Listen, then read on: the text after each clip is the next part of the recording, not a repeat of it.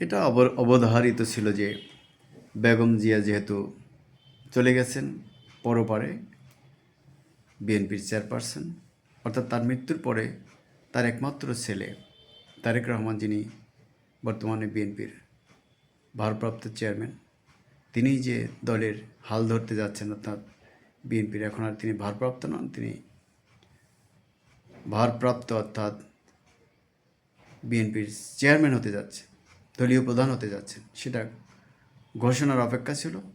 আমরা ইতিমধ্যে জেনেছি দলের গুলশান কার্যালয়ে স্থায়ী কমিটির সদস্যরা বসছেন, তারা সিদ্ধান্ত নেবেন এবং তারেক জিয়াকে দলের চেয়ারম্যান ঘোষণা করবেন। এটা তারেক জিয়া দলের চেয়ারম্যান হবেন, তিনি শোক কাটিয়ে দলের দায়িত্ব নেবেন, দলকে পরিচালনা করবেন। নির্বাচন 12 ফেব্রুয়ারি, সেই নির্বাচনে দলের প্রার্থীদের পক্ষে সারা দেশ ভ্রমণ করবেন, দলের কর্মসূচি ঘোষণা করবেন, ম্যানিফেস্টো ঘোষণা করবেন, কি করতে চায় দলটি সেটা ঘোষণা করবেন, মানুষের কাছে দলের আদর্শ নতুন করে তুলে ধরবেন। এটা প্রত্যাশিত, সেটাই হতে যাচ্ছে, সেই ঘোষণায় আসছে।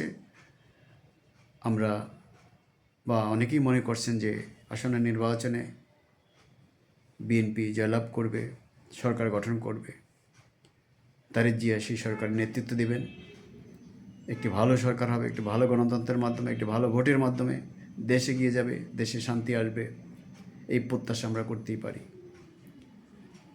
সেই লক্ষ্যে দেশ এগিয়ে যাচ্ছে, তারেক জিয়া অগ্রসর হচ্ছেন। আমরা তার কাছে দলের নেতৃত্বের পাশাপাশি দেশের একটি সুন্দর নেতৃত্ব আশা করছি। দেশ এগিয়ে যাক, সবাই চায় ভালোভাবে এগিয়ে যাক, সুন্দরভাবে দেশের মানুষ ভালো থাকুক, আমরা সবাই চাই। তারেক জিয়ার জন্য রইল শুভকামনা, অভিনন্দন। ধন্যবাদ সবাইকে। ডিবেট উইথ রানা এবং নিউ বাংলা টিভির পক্ষ থেকে আমরা নতুন কোনো এপিসোড নিয়ে আবার হাজির হব। সে পর্যন্ত ভালো থাকতে চাই। আল্লাহ হাফেজ, সকলকে ধন্যবাদ।